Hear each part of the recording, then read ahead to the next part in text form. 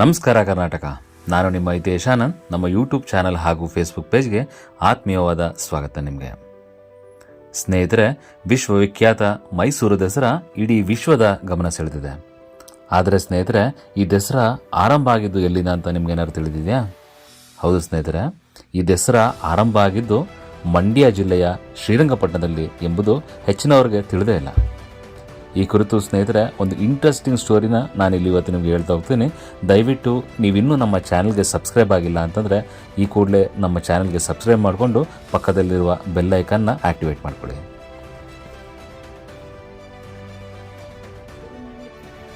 ಸ್ನೇಹಿತರೆ, ಮೈಸೂರು ದಸರಾ ಆಚರಣೆಗೂ ಮೊದಲು ಮಂಡ್ಯ ಜಿಲ್ಲೆಯ ಶ್ರೀರಂಗಪಟ್ಟಣದಲ್ಲಿ ಮೊದಲ ದಸರಾ ಆಚರಣೆ ಪ್ರಾರಂಭವಾಯಿತು ಎನ್ನಲಾಗುತ್ತೆ.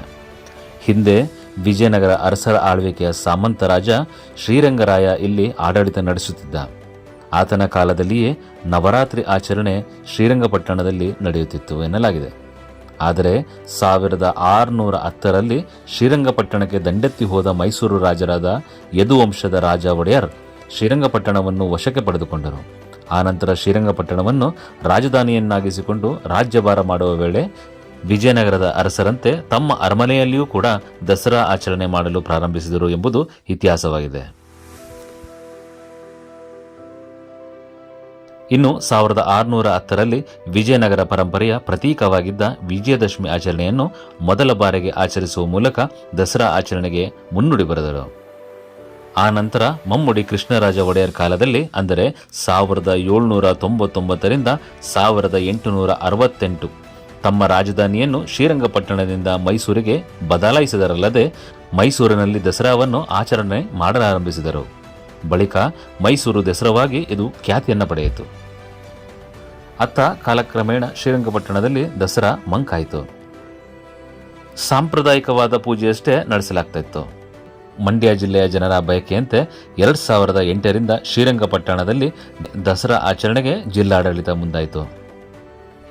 ಪ್ರತಿ ವರ್ಷ ಶ್ರೀರಂಗಪಟ್ಟಣದ ಕಿರಂಗೂರು ಬಳಿಯ ಬನ್ನಿ ಮಂಟಪದಲ್ಲಿ ನಾಡದೇವತೆ ಶ್ರೀ ಚಾಮುಂಡೇಶ್ವರಿ ದೇವಿಗೆ ಪುಷ್ಪಾರ್ಚನೆಯೊಂದಿಗೆ ಉತ್ಸವಕ್ಕೆ ಚಾಲನೆ ನೀಡಲಾಗುತ್ತದೆ. ನಂತರ ವೈದಿಕ ತಂಡ ಪ್ರಥಮವಾಗಿ ನಂದಿ ಕಂಬಕ್ಕೆ ಪೂಜೆ ಸಲ್ಲಿಸಿ ಹಲವು ಪೂಜಾ ಕೈಂಕರ್ಯಗಳು ನಡೆಯುವ ಮೂಲಕ ದಸರಾ ವಿದ್ಯುಕ್ತವಾಗಿ ಆರಂಭಗೊಳ್ಳುತ್ತದೆ. ಇದೇ ವೇಳೆ ಗಣಪತಿ ಹೋಮ, ನವಗ್ರಹ ಪೂಜೆ, ಪುಣ್ಯಾಹ, ಶಮಿ ಪೂಜೆ, ಚಾಮುಂಡಿ ಪೂಜೆ ಹಾಗೂ ಬನ್ನಿ ಮಂಟಪಕ್ಕೆ ಬನ್ನಿ ಪೂಜೆ, ಕೂಷ್ಮಾಂಡ ಛೇದನ, ಮಹಾಭಿಷೇಕ, ಪುಷ್ಪಾರ್ಚನೆ ಸಲ್ಲಿಸಲಾಗುತ್ತದೆ.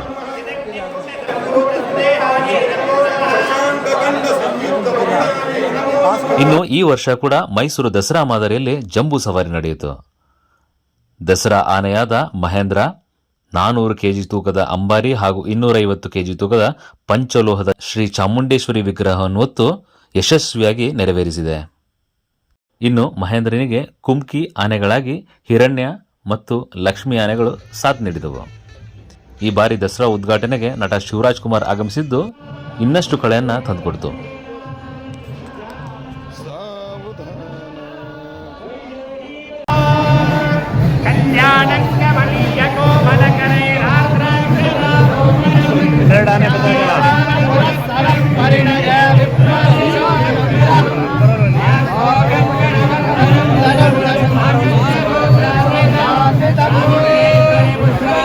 राजा वरुणो ध्रुवं देवो बृहस्पतिः ध्रुवन्त इन्द्रश्चाग्निश्च राष्ट्रं धारयेत् ध्रुवम्. ಅಕ್ಟೋಬರ್ 4, 2024 ಮಧ್ಯಾಹ್ನ 2:30ಕ್ಕೆ ಸಲ್ಲುವ ಶುಭ ಲಗ್ನದಲ್ಲಿ ಜಂಬೂ ಸವಾರಿಗೆ ಚಾಲನೆಯನ್ನ ನೀಡಲಾಯಿತು.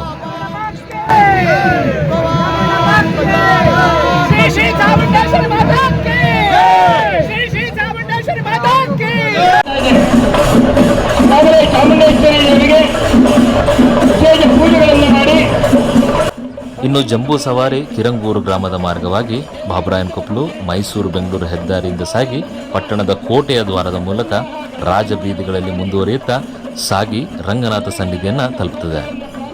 ಈ ವೇಳೆ ಜಂಬೂ ಸವಾರಿಯಲ್ಲಿ ವಿವಿಧ ಕಲಾ ತಂಡಗಳು ಹಾಗೂ ಸ್ತಬ್ಧ ಚಿತ್ರಗಳು ಭಾಗಿಯಾಗಿರ್ತವೆ.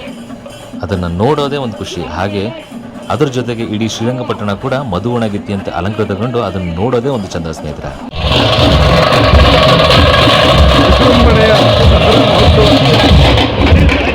ಮಾಡಕ್ಕೆ ನಿರ್ಣಯ ಮಂಟಪ, ವೈದಿಕ ವೃಂದ,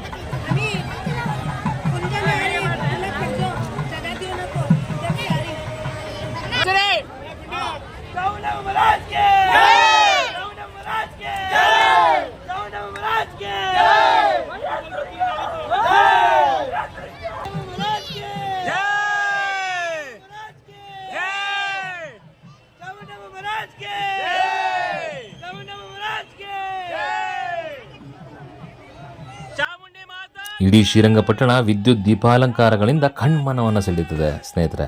ಸಂಜೆ 7 ಗಂಟೆಯ ನಂತರ ಶ್ರೀರಂಗಪಟ್ಟಣವನ್ನು ನೋಡದೆ ಒಂದು ಚಂದ.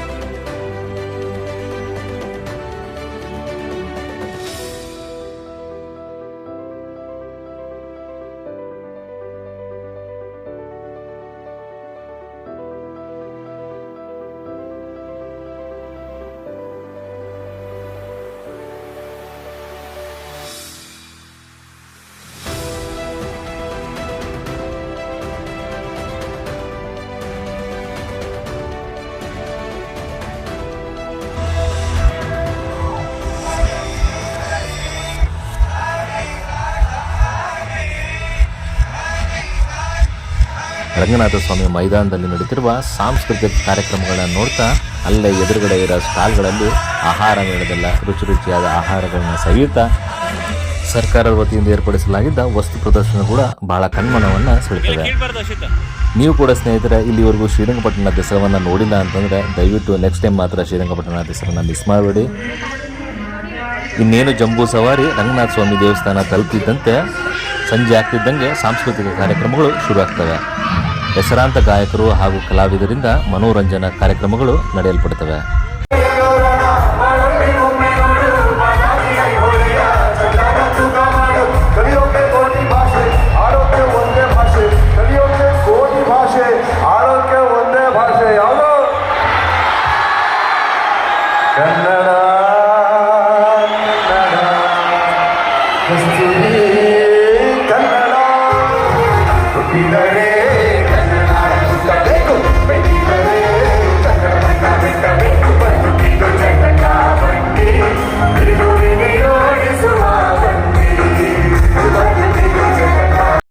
ಮೈಸೂರು ದಸರಾ ಮಾದರಿಯಲ್ಲೇ ಶ್ರೀರಂಗಪಟ್ಟಣ ದಸರಾ ಕೂಡ ಬಹಳ ವಿಜೃಂಭಣೆಯಿಂದ ನಡೀತಾ ಇದೆ ಸ್ನೇಹಿತರೆ. ಮೈಸೂರಿನ ದಸರಾ ಮಾದರಿಯಂತೆ ಶ್ರೀರಂಗಪಟ್ಟಣದಲ್ಲಿಯೂ ಕೂಡ ವಿವಿಧ ಆಟೋಟ ಹಾಗೂ ಕ್ರೀಡಾ ಸ್ಪರ್ಧೆಗಳು, ಜಟ್ಟಿ ಕಾಳಗ, ಕುಸ್ತಿ ಪಂದ್ಯಾಟ, ಯುವ ದಸರಾ, ವಿವಿಧ ಸಾಂಸ್ಕೃತಿಕ ಕಾರ್ಯಕ್ರಮಗಳು ಹಾಗೂ ಜಂಬೂ ಸವಾರಿ ಬಹಳ ಅದ್ಧೂರಿಯಿಂದ ನೆರವೇರಲಿದೆ ಸ್ನೇಹಿತರೆ. ಇಲ್ಲಿವರೆಗೂ ನೀವಿನ್ನು ಶ್ರೀರಂಗಪಟ್ಟಣ ದಸರಾವನ್ನು ನೋಡಿಲ್ಲ ಅಂತಂದರೆ ದಯವಿಟ್ಟು ಮುಂದಿನ ವರ್ಷ ಮಿಸ್ ಮಾಡದೆ ಶ್ರೀರಂಗಪಟ್ಟಣ ದಸರಾವನ್ನು ನೋಡಿ ಆನಂದಿಸಿ.